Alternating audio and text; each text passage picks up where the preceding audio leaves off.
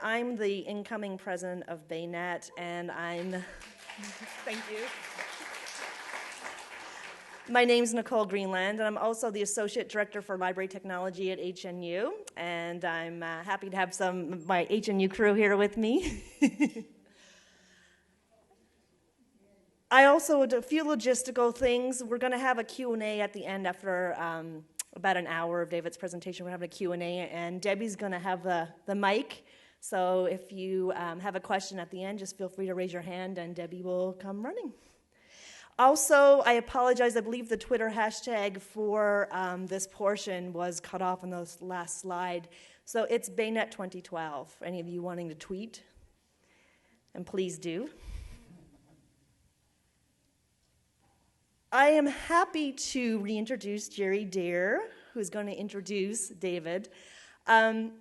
I cannot say enough about Jerry Deere's involvement in this. He, besides doing the logistical arrangements for SFPL, which is enough on its own, and arranging all the other things that the Tours Committee does, Jerry also recommended David Silver today, and so David wouldn't be here if it wasn't for Jerry's recommendation. And so I just want to give Jerry a round of applause for everything he's done.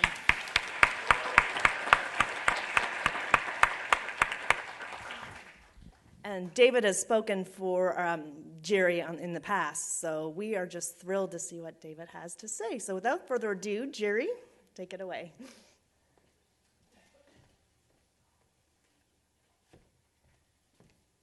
Okay, you guys are going to be able to fasten your seatbelts because we are in for a super roller coaster ride today.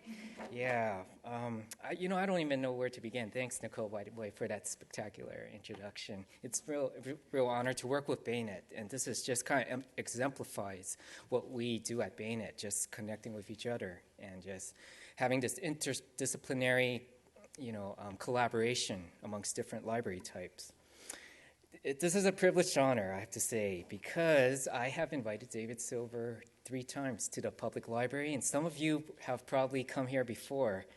In 2007, I invited David to come talk about the power of Web 2.0. Remember that term?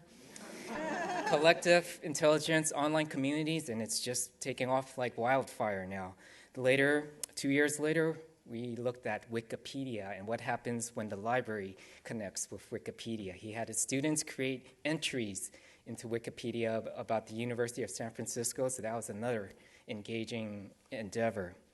And then in 2010, David joined with Melinda Stone, who is another professor in media studies, to talk about, he had this really cool program. It was called Stir It Up in the Pot and on the Web, making media about making food. Think about that. Culinary arts and technology. What more interesting combination can you get?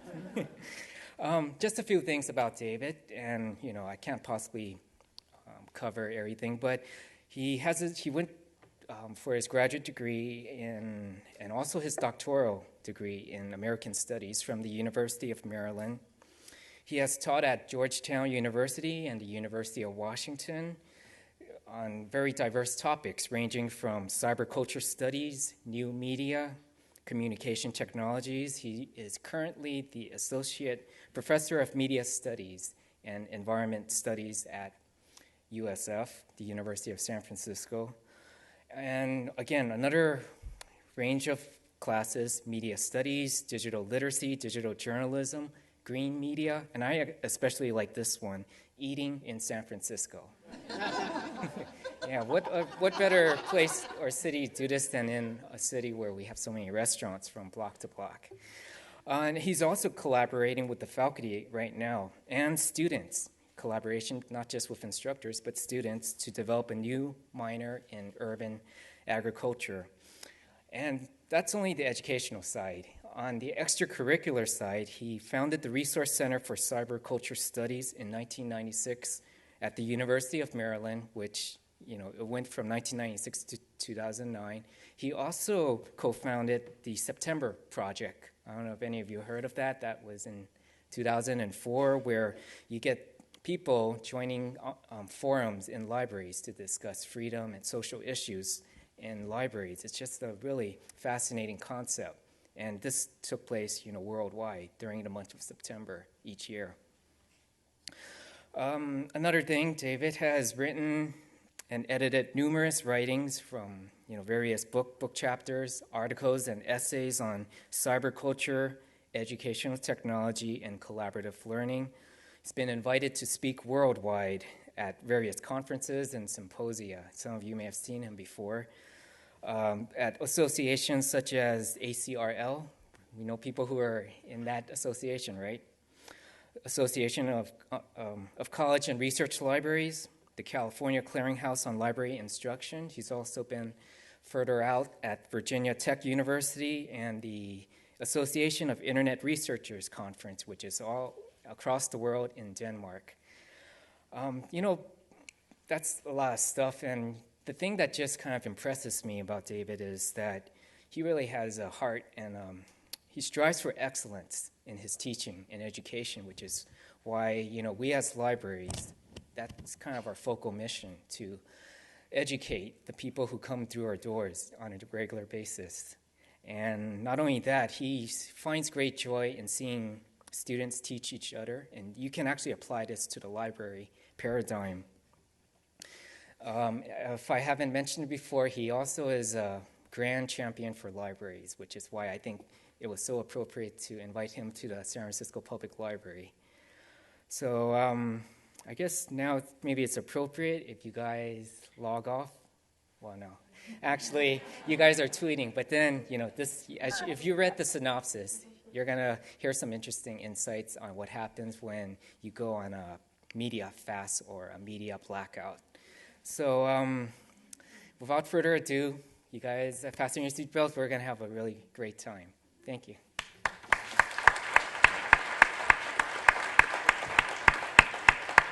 Thank you. That's great. Wow, I'm exhausted just hearing all of that. Thank you so much, Jerry. Well, what a pleasure it is to be here. What a pleasure to be here at BayNet. I always love being in a room of librarians, but I'm particularly excited because of the diversity of librarians here. Academic librarians, school librarians, public librarians, special librarians, governmental librarians, nonprofit librarians. It's quite exciting.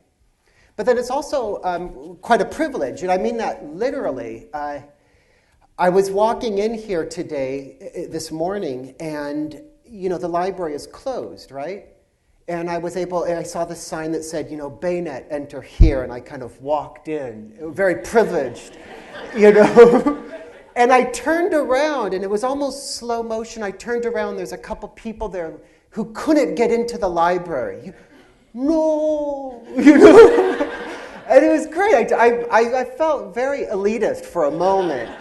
But I also felt very privileged to be in this library, whether it's open or closed. So thank you very much.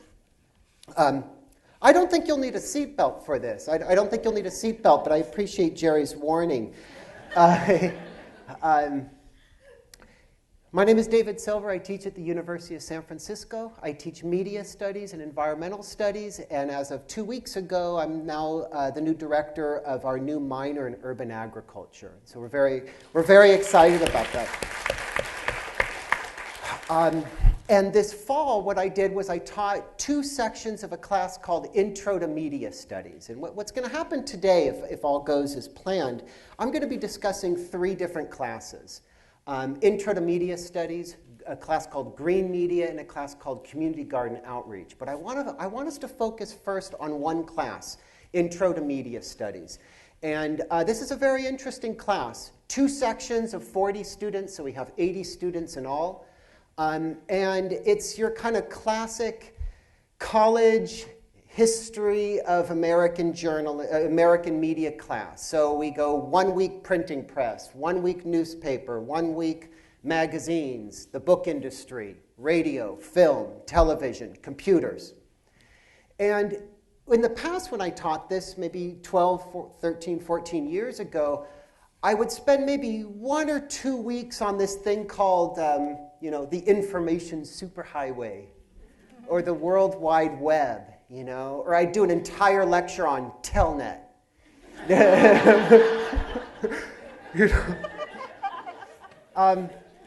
But now what I do is I think it's very important for students to understand that there was media before the internet, of course, and that so much of our digital media is influenced by former media or past media or still present media. But what's difficult now about teaching this class is where do you start with the second part of the class? Do you start with the web? Do you start with the history of the internet? Or do you just quickly get into stuff that they already know? When I used to talk about these issues and I thought they were very contemporary, I'd be talking about the web and maybe I'd talk about a couple of computer games. My students are already way past that, and they want me to get to 2011, 2012. But I demand that they go back. I demand that there is some relevance in these media. We need to know about these media. And so what you're seeing, what I want to begin with is my students. This is about 30 of the 80 students in Intro to Media Studies. And it's a fine bunch of students. But what I was noticing is that what I've been noticing this year, and something that I'm sure all of you have noticed, is that they're absolutely glued to their digital media. Okay? And let me just say from the start, before we get snarky and before we get snide, I think we are all glued to our digital media. Okay? So I don't want us to look down at those students and talk about that. I think we need to kind of check ourselves too. And so I think that throughout this talk, let's also think about ourselves and our own communities. But the assignment, I decided I was going to do an assignment with the students, and I thought it would be pretty easy. It was a basic media fast. Stop using electronic and digital media. Just stop using it. And stop using it for as long as you can. So I didn't say go for 24 hours. I didn't say go for a day or a half a day. I just said go for as long as you can. Here's the assignment, and we don't need to read all of it. I will definitely have all these slides together, and we can distribute this throughout BayNet to look back at these. But basically, I want you to look at number 2 and 3. You stop using media. Continue your fast for as long as possible. Number 3, when your absence from media becomes dangerous, impossible, or unbearable, return to them. Okay? And I think the latent lawyer in me wanted to make that one clear, that if this gets dangerous, I don't want any kind of Herculean efforts to try to stay offline. What I had them do is then calculate how long they stayed offline, reflect upon it for a while, an hour, a day, and then write about it in a one-page essay. Okay? Now, before I start talking about this, I want to tell you that I was so fascinated with the results, fascinated, distressed, disturbed, depressed, that I gave the assignment again for their final project. I gave them another media fast. And the second media fast was quite straightforward. Do it again. Just do it again. But this time, go longer. Just go a little bit longer. And also, I want you to share one paragraph of your findings on a blog post. Okay, this will kind of make sense a little bit. So in other words, 80 students took a media fast, and then they went back, wrote about it, and then cut and paste a paragraph on my blog post that had the assignment. Okay, that's going to be very important when I start talking about students as sharers. Okay?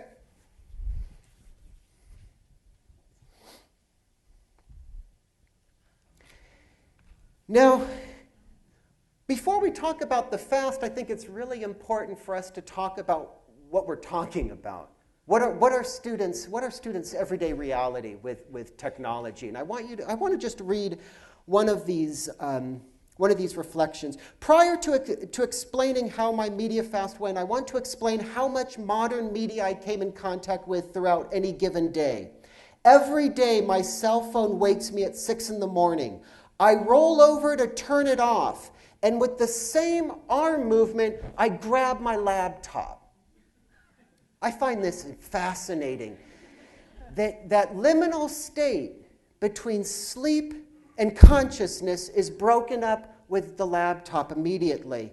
First thing I do is turn on Spotify, which I continue to listen to every free minute of the day, altering between my cell phone and computer. I then turn on the news and begin my morning routine. From about 8 a.m. to 6 p.m., my computer and cell phone are either in my hands or in my backpack. Facebook, Twitter, Gmail, TechCrunch, Reddit, Prescreen, the website at which I work in my internship, are constantly open, as well as Chrome, Auditorium, Word, and Spotify. Yes, I'm aware that my computer-fearing grandmother is turning in her grave.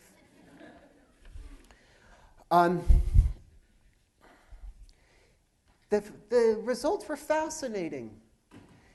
The student who went the least went for about an hour. Yeah. An hour. She said about an hour. The student that went the longest, who's from France, went 3.5 days. Yeah, earning the absolute awe of her pyramid. They were so excited that someone could do that. Awe and kind of terrified. And, and I'd say even a little bit suspicious. I want to just give you a quick overview of a couple of things to look out for, and then I'm going to get into a couple of themes. One thing that was really interesting is this student said, I told my roommate about this assignment, and she wanted to try the fast with me. So around 6:30, we closed our laptops, put down our phones, and turned off our room iPod stereo system. Right as I put it down, my phone rang with a text message, and as I reached for it, my roommate stopped me. Honestly, if she hadn't said anything, I would have reached for it to respond. This is one of my favorites because had the roommate not been there, she would have lasted 2-3 seconds. She went on to say that what her roommate did was they sat around and had a conversation for about 2-3 hours. Many students talked about this, having conversations with their roommates. One student said that she had a conversation with her roommate. This was in December, the first conversation they had had since the roommate moved in 2 months ago. One thing that came up over and over is students found something, here's a quote, "Strange and funny things happened to me, and I had no one to tell." And this came up a lot, and I want us to take just a second with this because this gets really interesting. Another student said, "I learned something and wanted to share. I saw something and wanted to share," using Instagram, Twitter, Facebook, Flickr. And I want us to kind of make a note that these students are sharers. They share. They share. And I'm going to come back to that, but I want us to kind of keep in mind they are sharers. They're also total weirdos.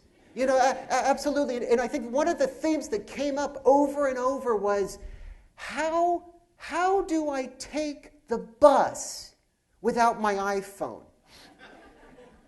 And so I said,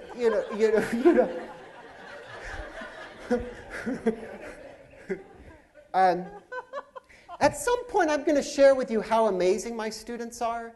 And so I think that we're in some ways laughing with them.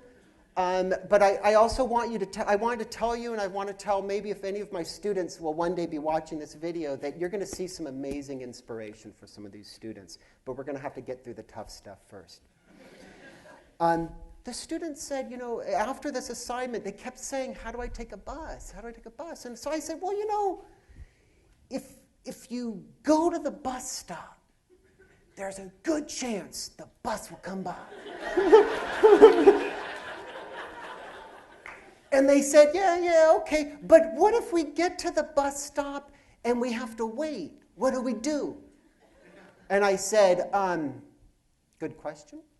Maybe bring some reading materials. If you look closely on the assignment, you can use print materials. They could bring a book, a magazine. Or I said, you could just sit there and look. Or you could listen. You could smell. Then the students said, yeah, but what if I do get the bus and I get on the bus? What do I do once I'm on the bus? And this was really interesting. This is going to get to something I talk about a little bit later. A lot of the students were, they didn't know what to do with themselves on the bus, but they also used their technology as a way, as a force field around people.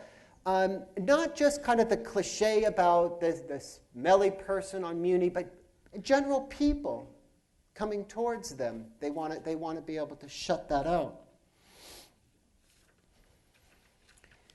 So what I did was, I've been spending the last month or so taking, there's 80 students, they did this twice, there's 160 media reflections, and I started putting them together in order, you know. I once had them all together, and our 2.5-year-old came running through, throwing them all up all over the room. But I finally got them into a manageable space. And I want to talk about 4 themes. Okay, really quickly. And those themes are family, pervasive technology, successful fast, and this scary thing I want to talk about at the end. Okay? The first thing is family, and there are some really beautiful posts about this. Here's one student. When I told my parents about the media fast, they were thrilled and thought it was a good idea. I have a great relationship with them, and we always make an effort to catch up and talk throughout the week. I think their excitement stemmed from the fact that their attention did not have to be shared with other people that I would normally be texting. They were finally the center of attention the way they should be, always when we sit down together. Another student said to her mom, after I explained to my mom what I was doing, she seemed excited that she didn't have to, quote, share me with the BlackBerry for the day. Then another student had an amazing day. She really took off on this media fast. She said, I read 2 books this weekend, Lolita and the Alchemist, went to a costume party, hung out with friends, took a walk, made pizza, did my homework, drew animals on my whiteboard. I feel as though I could have gone on to this fast forever, and I would have. However, as I finally turned on my phone to check the time,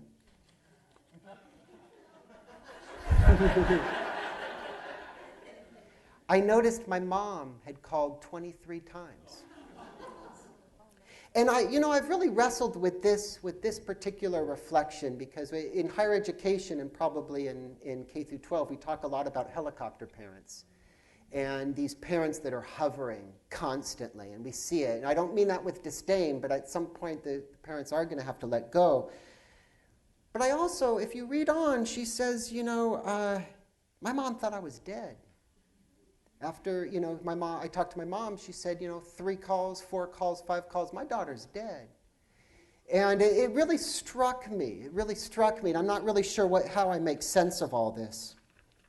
Another student said that she went to go back home for the weekend for the fast. She thought I could do it easily with family. She found out that the family was the problem. Her brother kept on tugging her to play with the Wii. Her mother kept on asking her to get on the computer to show her something. Her siblings kept on asking her, don't you want to watch this DVD? It's great. So she had to go into the kitchen where no one was and spend time away from her family in order to successfully be in the fast. But then the second thing is, I think this is something that rings true for all of us. We're talking about pervasive technology, pervasive media. We no longer go to a computer lab to check our email. We no longer go to a media center, or not all of us go to a media center in order to get our media. It's with us all the time. Here's a student.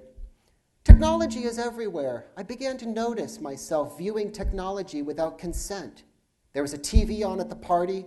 My roommate was trying to show me pictures online. My boyfriend was trying to get me to look at a map online. An acquaintance was asking me to help with their phone. And I was surrounded by phones and computers at Starbucks. I know that I didn't fast from media completely, because whether I liked it or not, there was media placed in my line of vision. Another student starts looking at all the things that she wants to do to get away from her media fast. I'll take a Muni to go downtown. Nope, can't go on the Muni without my iPhone. I'll go work out. And many students said this, dozens of students said this. They said, have you ever tried to work out without music? It's impossible. No, it's impossible. They're very earnest. You can't do it. One student said, it's literally impossible. It's like, no, it's not. No, it's not. So one student ended up sitting at the cafeteria for almost 2 hours with a friend, just sitting and talking and staring at my pizza. And actually, that one, this is one of my favorites because I think that she was able to do something that most of my students can't do, which is just to do one thing, to just single task. And I have a lot of that. I talked to her later, and she thought I was being clever or something. I said, how long did you look at that pizza? I was kind of curious about that. She said about 10, 15 minutes. I said, that's good. A.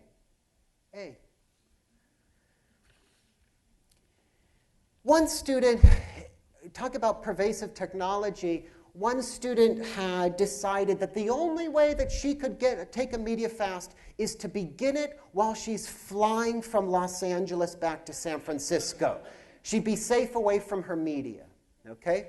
Fine, no problem. But she had about 3 or 4 delays, and she started getting very nervous when she got to SFO that she wouldn't be able to catch her commuter van, as if you only get one shot. But she was thinking that, okay, I won't make it. So she lands at SFO, and she immediately panics because she thinks, how am I going to find the shuttle? She thought of a good idea. She said, I will go to the information kiosk. And at the kiosk, they will probably have a map of SFO. And if I look at SFO, they'll have the shuttle. Perfect. She does that. She goes to SFO. She goes to the shuttle. She gets the shuttle. The guy looks at it. She says, yep, you're on there. He's like, look, we haven't had you reserve. You need to reserve your reservation. We need you to text this number. And she said, I'm here. No, you can't get on this bus without texting. I think that was my favorite media fast ending. So what worked? What are some of the successful, what were some of the strategies students used to be successful? Going for a day, 12 hours, 24 hours, 36 hours. I noticed a couple of them. The first one, and this is going to play heavily into the second part of the talk, was they noticed that if you get through the initial pain, it's easier. Many students said the first 15 minutes were the hardest. I just felt so strange. I'm like, what are they doing? Am I torturing them? But they said that some students, the first 15 minutes were the hardest. The first hour was the hardest. But then many of them talked about breaking through something. Many students said, after 12 hours, I felt like I could go for 3, 4, 5 days. But it was getting through that original thing. Second, and I think this is something for neuroscientists to look into, successful fasts were ones that students had a heightened sense of their senses. One student decided to take a bus without a phone all the way downtown and then walk up Market without music. It's something she had never done in her 4 years at USF. She said, now, I noticed that the colors were brilliant shades of yellow, blue, and white. Not to mention the trees were so green. She started getting a sense of, and she turned around to the students. She said, have you guys ever noticed how beautiful San Francisco is? It's like, yeah. Another student said, as crazy as this, so the student said, I'm not going to do anything. I'm going to start cooking a meal, and normally I cook a meal and I eat my meal playing a video game or watching TV, but this time I'm just going to cook my meal and eat it and stare out the window. And he says, as crazy as this sounds, I actually tasted my food a lot more. They had heightened senses. Most of the successful fasts were in collaboration. One student persuaded 3 or 4 of her friends to also go on a media fast, and they had just like a dream day in San Francisco, going to Ocean Beach, going downtown, having a blast.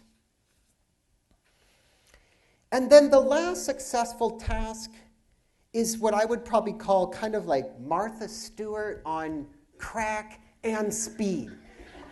And it's gendered. It is gendered. Most of these examples come from females, but there were 2 or 3 males. This one student, I went on a cleaning spree, cleaned my whole house, and did all possible homework for the week. Around 3 o'clock, I decided to go to the gym for about an hour. It was tough trying to run and not to listen to music. Makes the whole experience much worse. On my way home to the gym, I stopped at Lucky's to pick up some baking supplies, because what else am I supposed to do with my time? All my roommates were resting from the long Halloween weekend, watching TV, which was such a tease. I spent 20 minutes preparing my masterpiece and put it into the oven to bake. I started to read a book, The Help. Great book, by the way. I then persuaded one of my roommates to get off her butt and come downtown to get some dinner because I had nothing else to do. She agreed to go to California Pizza Kitchen. We ended up baking a cake that night. Just get really kind of productive, but I also want to say that it's not just, like Martha Stewart, it's not just kind of busy work. It's very creative. She's making something. It's kind of maker culture. But then the last category I want to talk about is what I call the scary one. And this is the one that I'm exceedingly frightened by. And I've been seeing this come up more and more in the last 15 years. But I've been seeing it happen a lot more in 2 to 3 years. And I think it's something that we'll all recognize. The first one is students, in not having their cell phone, they started to realize how all of their peers are constantly texting. And it was almost, the students didn't say this, but it was almost Matrix-like. I thought of the Matrix, if they were able to see what their fellow students were doing, constantly on the phone. One student decided to do a little bit of a psychological experiment about it. She said, during my fast, another observation that I made was just how much people my age text. Saturday afternoon, I was hanging out with my roommate and 2 of our friends. We were sitting around, and I noticed that all 3 of them had their phones in their hands the entire time. Being the only person without a phone in a group of these 4 people is very interesting and slightly scary. The second someone's phone vibrated or chirped, it was almost as if the person stepped out of the room for a moment as they read a new text. They were no longer present in the conversation that was taking place. At one point, I was the only person in the room who was not staring at their phone as everyone responded to texts and tweets and continued to speak. But somehow I felt like I was just talking to myself. And this feeling was confirmed when all 3 girls looked up from their phones after a while and said, wait, what? A number of students talked about something that I've never witnessed before, and they call it a tic or a nervous tic. This is what it is. Something that struck me during my fast was a nervous tic I have with checking my cell phone. Any awkward moment, walk up the stairs, wait in line, basically any insignificant moment of inactivity gives me the sudden urge to check my cell phone. This is almost always done, even though I am aware there is nothing to check on my phone.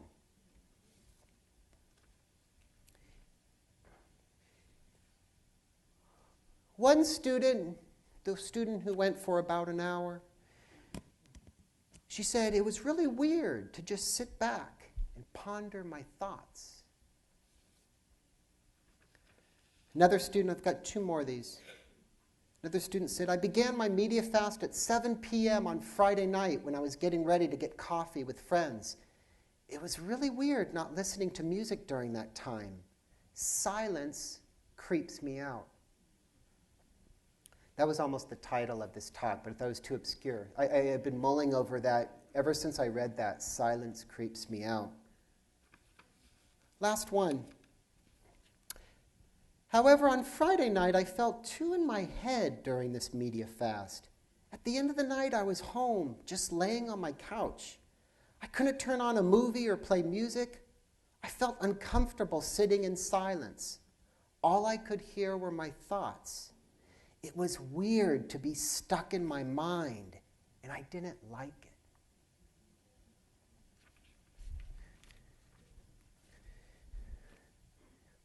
So these are our students. And this is us, it is. It's us. It's on the BART. It's on Muni. It's at Lines. It's everywhere. It's everywhere. So what do we do? What can we do? What should we do? What can we do as people interested in education? As librarians, as professors, as teachers, as humans? What can we do? And I've been working on this, and I have kind of 3 modest proposals, and I want to share these proposals. And I kind of think of these 3 modest proposals as a range. What works, what I think works, what I think works, and geez, I really hope this works. And I want to share those with you in the second half of this.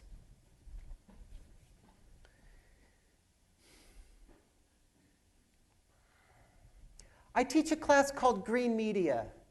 And Green Media is a class about making media, about making food. And so students learn really quickly a little bit about the history of food, cultures of food, the sociology of food.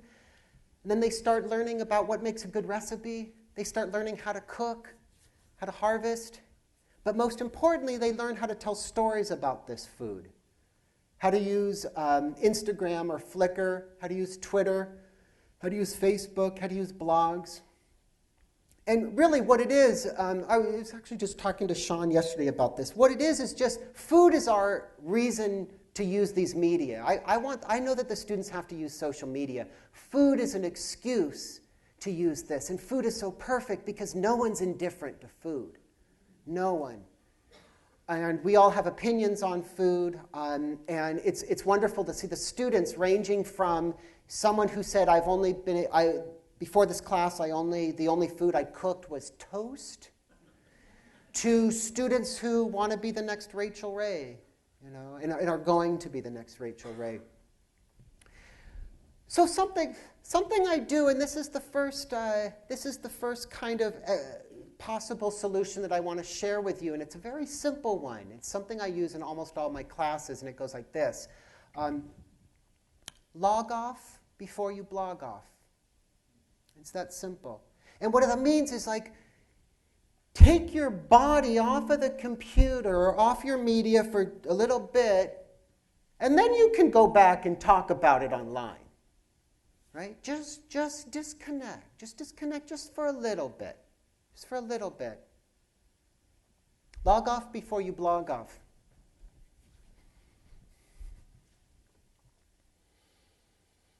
This is Green Media.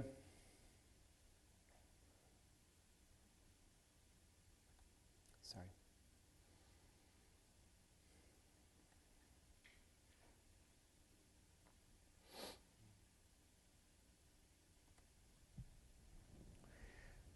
So one of the assignments I have the students do is to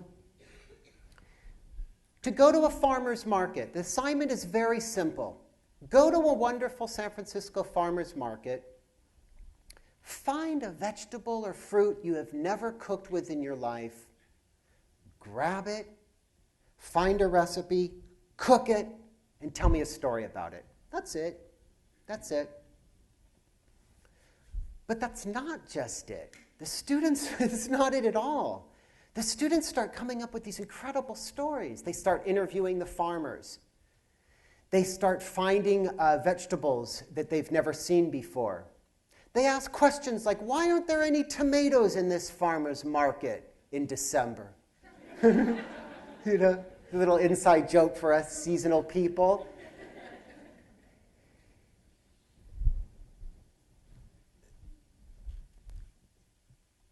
Sorry. I'm such a Mac person, it's difficult.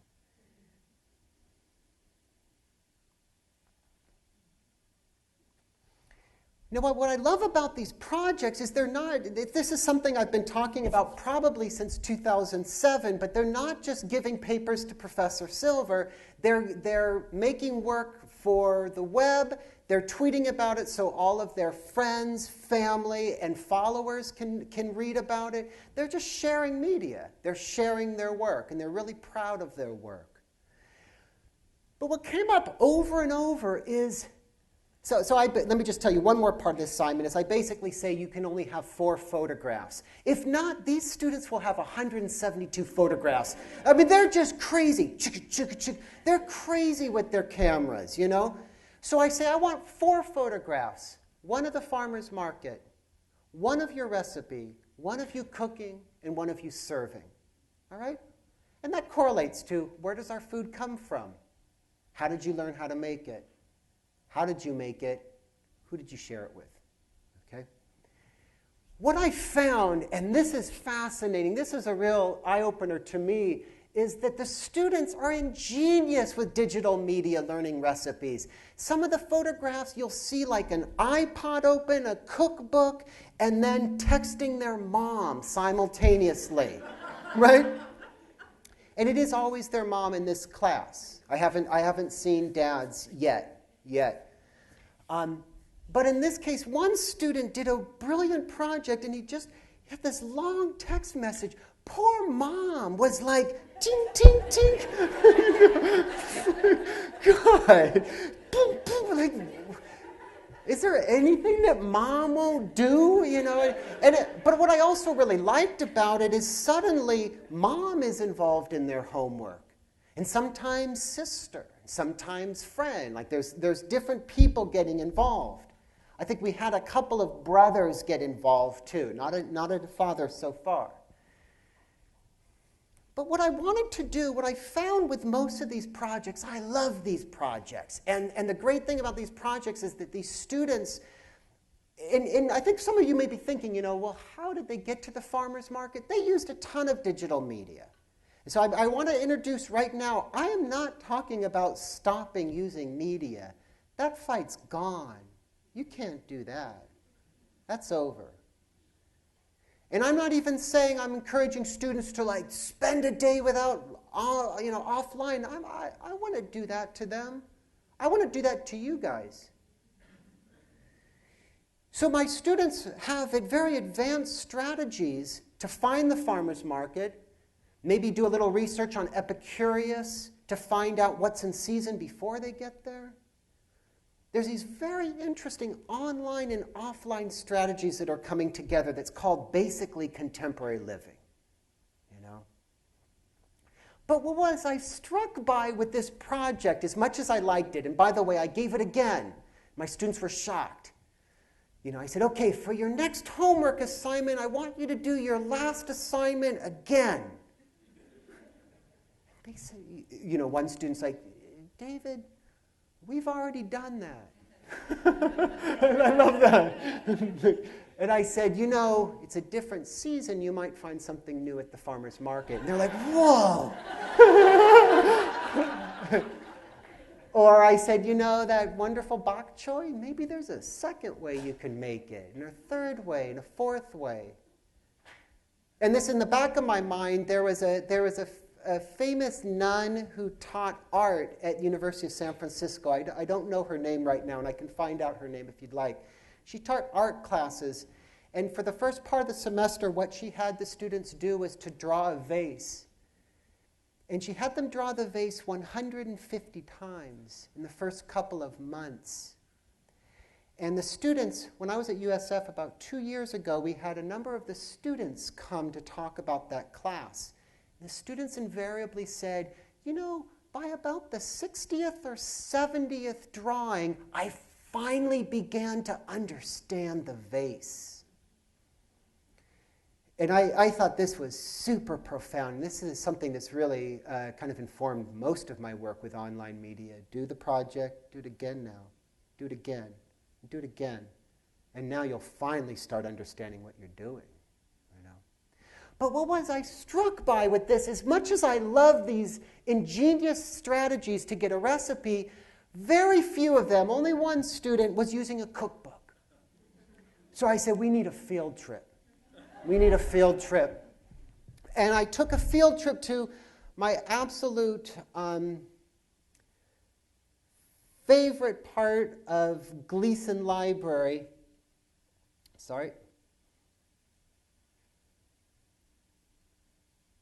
Which is the TX section. I think it's 4 north. Help me out, Gleason. Yeah, 4 north. And the TX section is awesome. It's got all kinds of food politics, food justice books. It's got Michael Pollan on there. It's got cookbooks. It's got the Jesuit way of making bread. It's got the Jesuit way of making soup. 2 books I've read. I don't understand exactly why it's Jesuit, but it's good. And I had the students look at these cookbooks. And I said, your assignment is to find a cookbook, find a recipe, and cook it. All right? And the results were very interesting. I don't think, so the good news is that many of them who got the project loved the cookbook and they said, it's not like Epicurious. They tell stories. Like they don't just talk about how to make this soup. They talk about how this soup came from their grandmother, or that these collard greens is what they had before when they were growing up. And I said, great, now make your stories have stories. But then the problem with this is, and I'm still wrestling with this, you guys, so maybe you can help me, is that I don't think they understand the book technology. I had to tell them, there's an index. Because with a project like this, if you come home with, Red Russian kale, what were my students doing? Going through each page looking for kale? Looking for a little search button that they can put in kale? One student claims that she went to Google Books and typed in spinach to find the page. And she's a very bright student.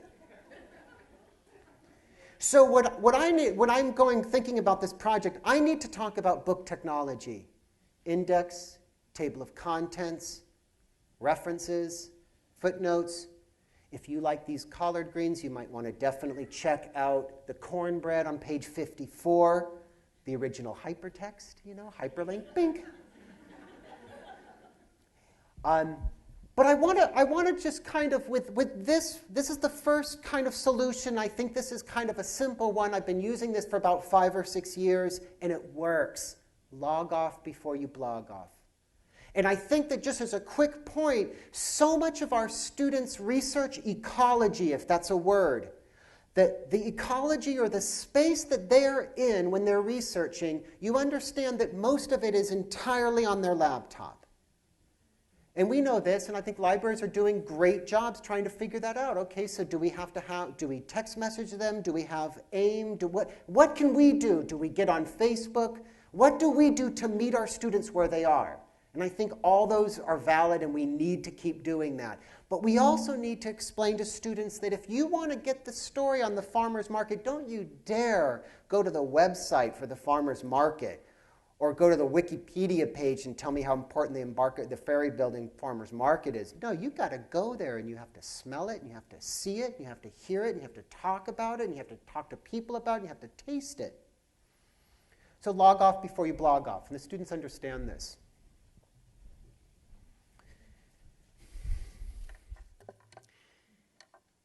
I'm going to now talk about another class.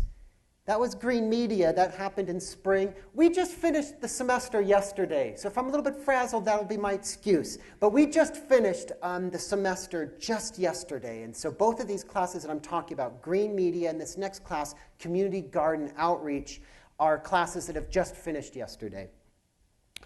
We have a garden on campus. How many of you are familiar with USF's campus? Raise your hand. Thank you. And then how many of you, keep your hands up, how many of you knew that we have a beautiful organic garden on campus? Okay, a couple of you, and I hope that all of you can visit. We have a wonderful 1/8 acre garden on campus. It's beautiful. It's beautiful. It used to be a kind of a vacant lot, overgrown with shrubs, which was used by ROTC as a way to simulate Iraq. I didn't know that the similarities of Iraq and San Francisco, but still, Over time, about 5 years, originally 2 professors, Melinda Stone in media studies and environmental studies, and Seth Wachtel in architecture and environmental studies, made a living learning community. 4 years after that, we've been developing this urban ag minor. But we have a beautiful garden on campus, and one of the things that we try to do as both students and faculty is try to figure out who gets that food. Who gets the food? And we've been working a lot with Booker T Community Center, a community center that's just a bike ride away from the campus. And so every Thursday, students harvest fresh produce and bike it over to their food bank. We're also working with a community kitchen at St. Cyprian's where they have these community meals and we supply fresh produce. But our main thing that we do is we harvest the fresh produce, cook the food, and have an on-campus farm stand. Okay? And that class that's in charge of Farmstand is called Community Garden Outreach. And so these students learn how to cook. They learn how to make delicious soups, salads, frittatas.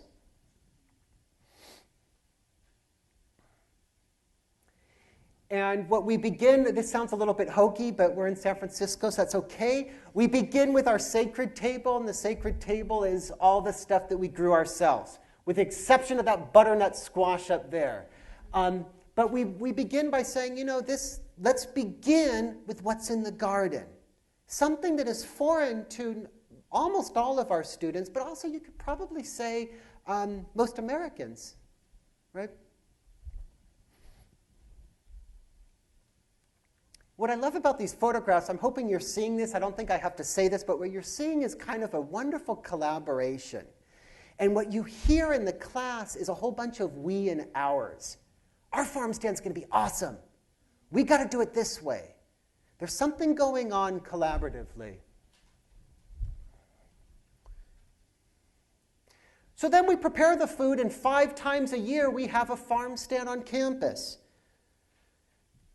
We feed students, we feed librarians, we feed Jesuits, we feed faculty. I think we've been known to feed a couple of administrators. And this is it. This is it. And I have to say, the food is incredible. The food is incredible.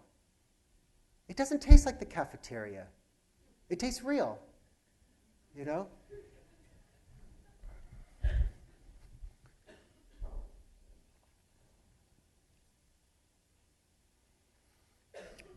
And what you see, the best part of Farmstand, I think, is when you start seeing this. Here's a professor. I see a librarian in the background, students in community garden outreach. A lot of these students I recognize from last year's students. What we're basically growing, we're growing food and growing community. And so what we're starting to see is a lot of kind of a collaborative space. Okay? Again, the key word is collaboration. Here we are at Earth Day.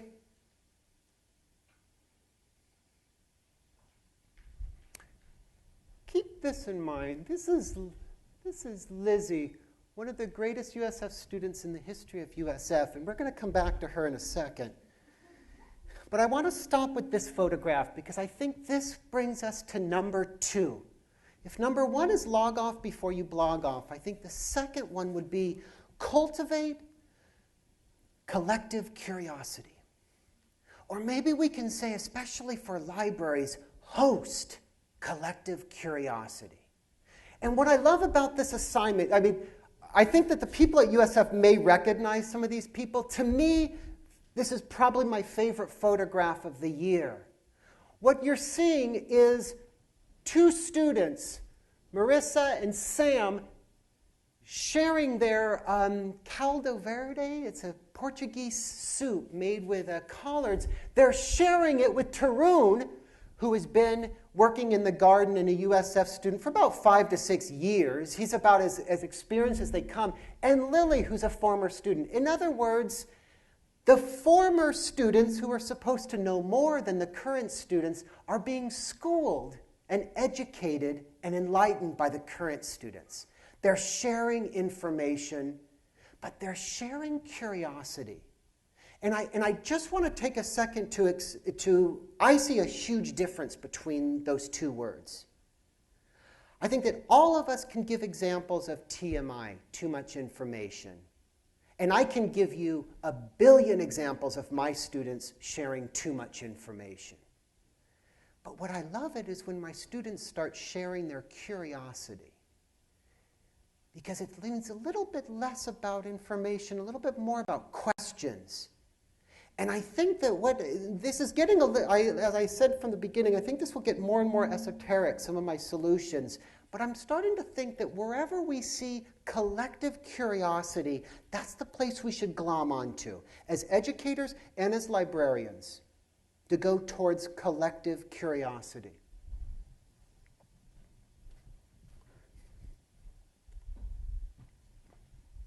Here's the Farmstand. Here's wonderful, beautiful Gleason Library, the Farmstand. But you may be asking, what's that? What's that? I understand these tables. What's that right there? That is the mobile Gleason Library. Where there's collective curiosity, the library should be. Where there's collective curiosity, the library should be. So should teachers. What's so great about this collection is it's a collection of gardening books, books about sustainability, books about cooking, books about food culture, food justice. All right? And you'll see this. You'll see a number of these pictures. They're wonderful. So students have a chance to get some fresh food, and then, maybe I'll get a book related to that food. When you start seeing these different shots, you will notice that in each shot, the Gleason Library comes closer to the Farmstand. I love it. Now, 3 things about this, about how this came about. I think this came about for 3 different reasons, or why this was successful is 3 different reasons. First of all is I've worked with 2 librarians in Gleason Library, Debbie Ben-Ruby and Sharice Kamuru. Are you guys here? Just raise your hand. Yeah. And we've worked on these kind of exhibits now for about 3 to 4 to 5 years. And I think that any time you have a working collaboration with another person, whether you're a school library or an academic library, go with it. So I knew when I could just say to Debbie or Sharice, can we do some kind of, and they're like, yes. All right? But then the second thing happened is when I talked to Sean Calhoun. Sean, you're in the room.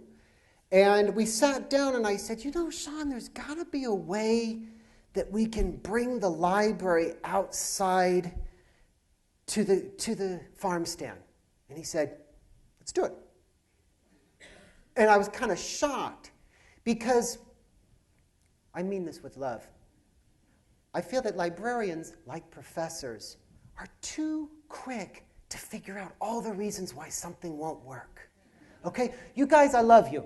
But I just have to say this, because I do have to say this. Librarians, you're like professors. You are. And we can immediately, there's always that person, and they're just waiting, and you're about to end, and they have 6 reasons why this will never work. What? Bring books outside of the library? How will the students check out the books? And what Sean did was I think very strategic. Let's make it happen. It's a good idea. Let's do it. We'll figure the rest out later. But then there's a third person involved in this, and that's Matt Collins, right over here. And Matt did something really interesting. Sorry, on the right with the goatee. He did something very interesting at the end of this year, so about 2 weeks ago with our last Farmstand. He came up to me and he kind of sheepishly said, David, I was wondering, who's doing the Farmstand next year? I think I knew what he was going. I said, Melinda. And he said, well, can we do it again next year? And I said, absolutely. I'm assuming you guys are involved in next year. But it seems to me that too often, libraries and librarians are waiting for the collaborators to come to them or waiting for that invitation. And you guys, I'm totally out of my league here. So if I'm stepping on anyone's toes, if I'm being rude, just tell me. That's fine. But I think that somehow, having Matt, I had already thought about, wow, this has to be institutionalized. I can't even imagine right now a Farmstand without the library there. But to have that librarian come up to me and already starting to plan for next year, that's what a collaboration's all about. All right? And what we were doing, and what we're doing, is basically cultivating collective curiosity. And we're hosting collective curiosity. Okay, now, my clock says 11:35, but I know it's not. Is it? It is. Wow. Okay, then you know what I'm going to do? I am going to, I'm going to spend 2 minutes doing about 10 minutes worth. How's that sound? Can I just have 2 more minutes? Okay. Okay. Thank you. I do want to say before I'm done is that I have one more thing to show you about USF, but I also want to say that libraries are involved all the time in cultivating collective curiosity. And I want to just give you 2 examples really quickly. One are all of the many seed libraries that are happening all over the area. I see them at Richmond Public Library. I see them in Oakland Public Library. I see them in San Francisco Public Library, different branches. And I think that if people are really interesting, I know people have made a list of which seed libraries. But here's how it works. You basically have seeds for anyone to borrow, to basically borrow the seeds and start gardening on their own. Okay, great. But you know what? That's not enough. I think libraries should say, this is wonderful to have a seed library. Let's start moving our TX books right next there, right next to it. Let's make an exhibit. Let's say, here are some collard seeds, and here's a book on how to cook collards that you'll need 4 months from now or 3 months from now. Why don't we say, hey, you know what? You can have these seeds, but could you take a picture of the plant? And could you take it when you're eating it? And could you give it back to us so that we can feature this? Because after all, this is part of our library. But I think that where you see that, and obviously as you're seeing this, I'm focused very much on food, and we could say the same thing about so many different topics. But how can we cultivate and host collective curiosity? The other example I'm going to give quickly, and this is super quick, is an example that's coming from Escondido Public Library. How many of you know Library U? Have you heard of this? This is one person. Yeah, thanks, Nicole. Library U got a small LSTA grant. You and your acronyms. LSTA grant to purchase a little bit of equipment, train library staff on how to make how-to videos, and then collect members of their community to film videos about how to do stuff. How to grow food, how to sew a quilt, how to throw a tomahawk, my favorite. And what I love about this is that once they get the video, they put it on their website, and then they catalog it. So the next time someone is searching, how do I throw a tomahawk, they'll find this video from the patrons, from the community, from the audience. I think it's a brilliant project. It's really exciting to watch this kind of stuff grow. It also, I believe, came out of something that's very familiar to all of us, which are budget cuts. They were having difficulty replenishing more of their materials. So they said, you know what, this sounds crazy. Could our community create the materials? And that's what they're starting to do. The last one is I apologize for the time management. This last one is the one I'm the most excited about. And it's one that I say to myself, geez, I hope this works. A lot of people are talking about attention. A lot of people are talking about attention span. You've just heard what happens with MediaFest. We've got a major problem. And I have no idea how we're going to solve this one. It's deeply, deeply troubling as an educator. It's deeply troubling as an educator to see this happen so quickly. The students I'm seeing this year are just profoundly different from what they were 2 or 3 or 4 years ago when it comes to attention span, or when it comes to single tasking, or when it comes to deep knowledge, thinking of something for a very, very long time. There's a major problem, and that's putting it lightly. So a lot of educators are starting to talk about maybe we'll ban technology, or I think Amherst College said we're going to have a media fast for the whole day. No one used technology, and I just don't think that's the way to do it. I think personally that what we need to do is start to find and introduce topics that are so interesting to students that we will capture their attention span. And I'm talking about attention span that's not an hour and that's not a day, but that's a season. And so what we're working on, I guess this would be the third solution, is we're working on something, you know, in San Francisco we talk about seasonal cooking and we talk about seasonal recipes. We're really interested right now in seasonal syllabi.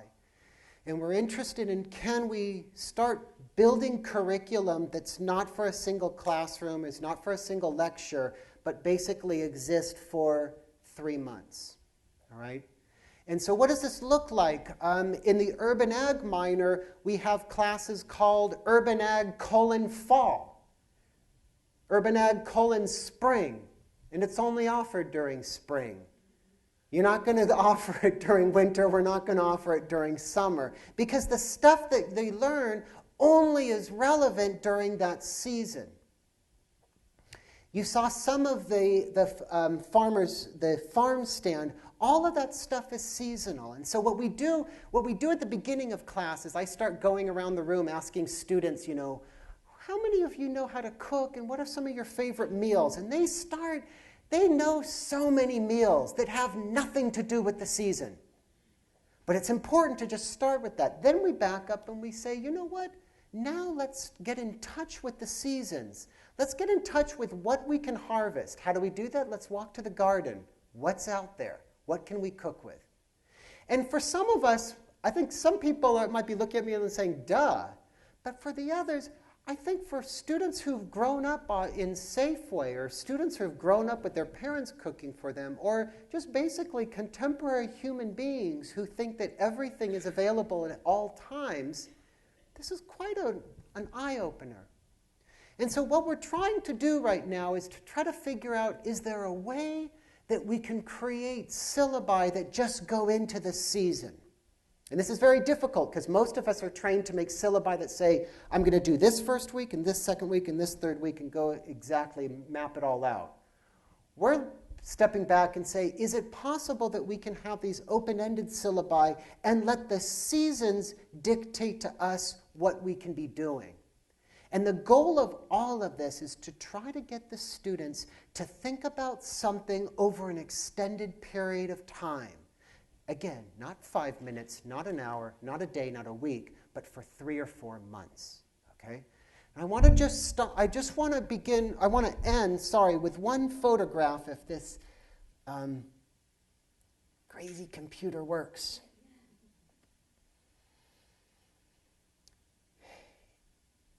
It's a single tweet. It's a single tweet. And here, I mean, I think if you're not listening too carefully, you're like, it might sound that I'm the anti-technologist, which actually is very far from the truth. But here now what I'm going to say is I'm going to talk just briefly and finish off this talk about something that is much less than 140 characters. I mean, I'm not going to count it, but that looks like about 23. When I first saw this post, this was from the USF Garden. It was from Lizzie. Do you guys remember that photograph of Lizzie? Lizzie is our all-time best gardener. We just had a conversation yesterday at our faculty meeting of trying to figure out how can we get Lizzie to teach classes. She's an extraordinary student. When she posted this New Beginnings, at first I said, wait a second. That's kind of redundant. You know, and the teacher and me, the teacher and me immediately, like, what am I doing? Starting to critique tweets, you know? It's like, come on. But I said, you know, I don't know about that New Beginnings. And then I started thinking about what Lizzie was thinking about. And I think what's going on here is that there's a double meaning that's very intentional. On one side, what you see are new starts. These are new starts. On the other side, however, this is just the beginning of these starts. These starts, I believe, are charred, and if anyone knows better, please correct me. I believe these starts are charred. What Lizzie sees with this chart is not just starts. She understands that she'll be planting these throughout fall, and that they'll get probably big enough to start harvesting, to begin harvesting in late fall. And then comes wonderful winter when it starts getting really cold, and chard and kale really enjoys a lot of that, and it gets a little bit more flavor. And then we'll start harvesting, with the full mature chard, we'll start harvesting that in spring, putting it into our frittatas, and offering them at our farm stand. So I think what happens is, I went back and I said, no, actually, I think Lizzie meant the redundancy. This is the way that she sees her curriculum. It's not something that just a task that she did today. It's a task that she is doing constantly for the seasons.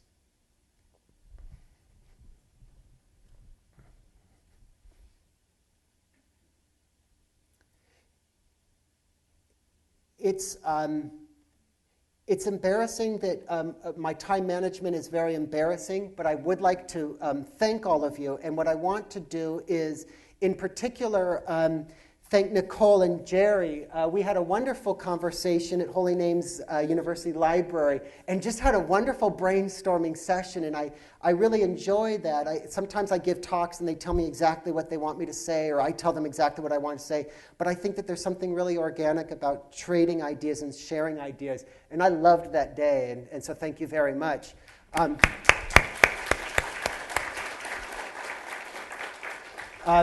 But I think equally important, I have an incredible crew of librarians at Gleason Library, and I'm not trying to make you jealous, but Gleason Library rocks, and I want to thank them very much, and I want to thank BayNet 2012. Thank you very much.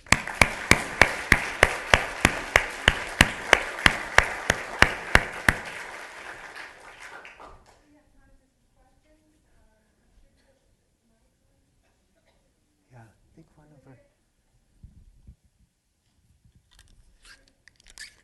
Just out of curiosity, does landline telephones count as media? Excellent question. Yes, because you plug it in. Carrier pigeons would not. Yeah. Yes. Yes. Selling your produce to your cafeteria so that they can get a reality check as well? I love that. Yes and no. They have asked for it for special occasions. So some days when they have, our university, like many universities, the cafeteria is run by a corporation, Bon Appetit. It happens to be a kind of a green corporation, whatever that means these days. But they do very good things, and they also are trying very hard to have local produce. So one day a year, as kind of we become model citizens, and they'll have, like, this soup features dino kale from the USF garden. But I also think as collaborative as they are and as supportive as they are, I think they're very threatened by us because our food is better. Our food is better, and the students, there's such a real community that you just don't get in a classic cafeteria. So we've been trying to be under the radar with the cafeteria as much as possible, but it's starting to get more and more difficult to do that. Yeah. I had a forced media fast when my battery died. Oh. And so I couldn't look at Next Bus to see when it was coming. But I waited, and it came, like you said. Right. And I had so much fun listening to the tourists on the bus that I don't look at my phone on the bus anymore. I really like listening to their conversations, and they're trying to figure out where they're going, and they're always on the wrong bus, and it's so entertaining. Yeah, thank you. It is. It is. And I think for budding writers, it's really important to just learn how to receive information that you may not have been looking for, but it's all around you. Yeah. I want to thank you from the bottom of my heart for introducing young people to single tasking. Yes, you're welcome. At the risk of alienating a possible future employer, how about doing nothing once in a while? Yeah, see, I really agree, and I don't know if I don't know if I made that clear, but I really, truly did admire the student who stared at her pizza. I'm being very truthful. Like, I think that was one of my favorite Media Fast reflections, because I would call that, I don't think she was single-tasking. I think she was just being present in the moment. And I think it's difficult enough to get this generation, or our generation, all of us, to single task, but I think it's even more difficult to get us to do nothing, but I think it's just as important. Yeah. I had a comment. I think it's interesting. I used to teach American Sign Language to a range of kids, high school and up, and I noticed a difference. When they would come into class, they'd be on their phone looking up how to sign instead of looking at me. Right. So I made them put their phones away, or I'd kind of just really do away with text in the classroom, and they're like, well, I have to talk to my mom, I have to check in. I'm like, I'm sorry, you're here to learn sign language. It's visual, you need your eyes, and I need your respect. And at the same time, I think it became a benefit for them, because from head to toe, they really, in ASL class, you're involved. It's a visceral thing, your body's involved, your eyes, you need your attention. And so they couldn't be on their phone, but it made them so nervous at first. How will I learn without my technology? It was a really big challenge for them, but it did get better. Exactly. And I think that's an example, that would be an example of what I mean by once you get past the time. At first there's the horror and the fear, but once you get past that, they start learning that this actually works pretty well. Yeah, I think that's a fascinating comment with respect to sign language, too. I think it's just another element to it. Thank you. Yeah. Hi. So you mentioned the force field, the meaning of force field on the bus, right? Which, of course, we're all familiar with and see. And it's kind of disturbing when I like to think of being in my community and being present. But you also were talking about the woman in the room with her 3 friends who are all on their phone, that people need force fields when they're around their friends and their family now, I feel like. I mean, how do we address that? I don't know, but I think you completely articulated it very well. And that's, you just made that step. It's not, I just want to repeat what you just said. I mean, the force field around the bus, face it, you guys, we've all done it, right? We've all done it, whether it's the bus or the BART or the airplane. I got my New Yorker, stop. But what happens when we're doing it amongst our friends? And so, and this, I think that example right there is what I'm talking about when I say that in the last 2 or 3 years, there's a huge scale upward in just kind of the pervasiveness of the technology and the pervasiveness of communication throughout. At the same time, I think I can and all of us can name a number of wonderful examples of what they did with that technology to make something happen. And so I don't want to ban that, and I think that there are some interesting things, but it's very difficult. It's a science fiction. We're living in a science fiction movie with all of us sitting around like that, Interesting idea. This comes from Humboldt State. They've got one sort of green dorm where you have to handle everything yourself. So if you want a smoothie, you have to go out to the bicycle that's hooked up to a blender in your bicycle, and you turn your smoothie. And it would be interesting. I mean, another facet of the technology is that all this stuff comes from electricity, one way or another. Mm-hmm.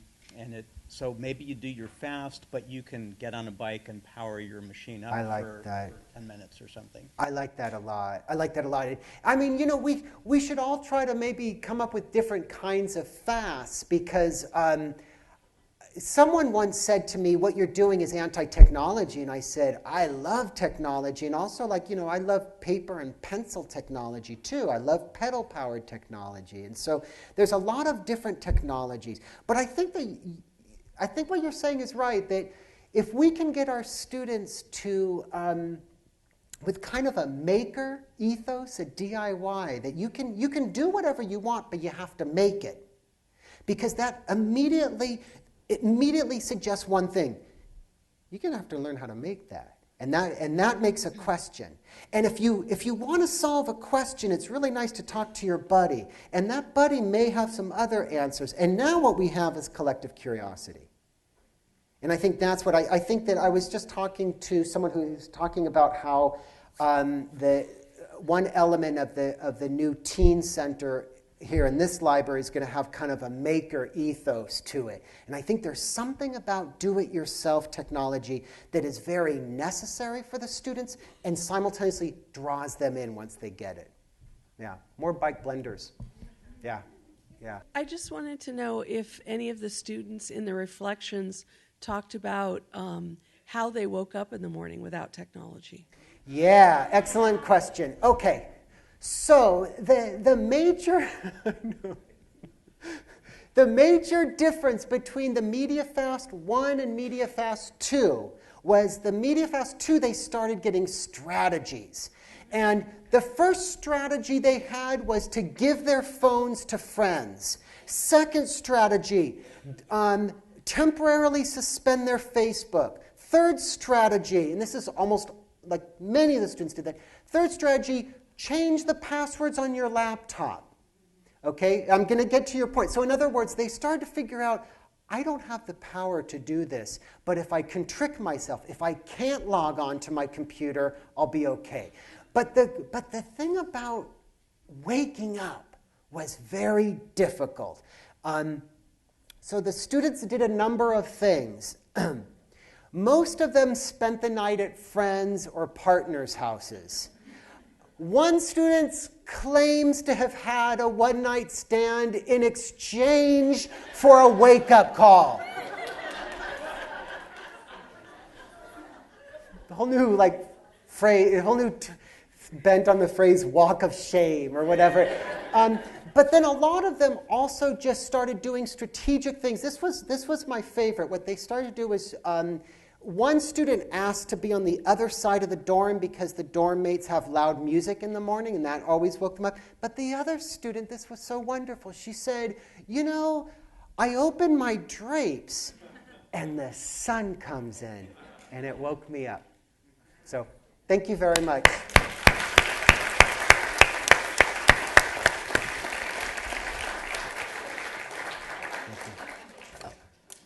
Wow. That's all I can say is wow. I think that gave us a lot of food for thought. And thank you, David. That was wonderful. And you also did me a favor because I realized when I spoke earlier and introduced myself, I think I said HNU instead of Holy Names University. So thanks for the plug. Nice, nice.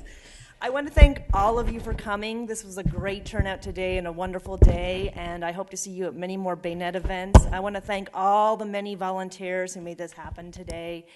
And I also want to give a plug for our listserv so you can find out about our many, many upcoming events.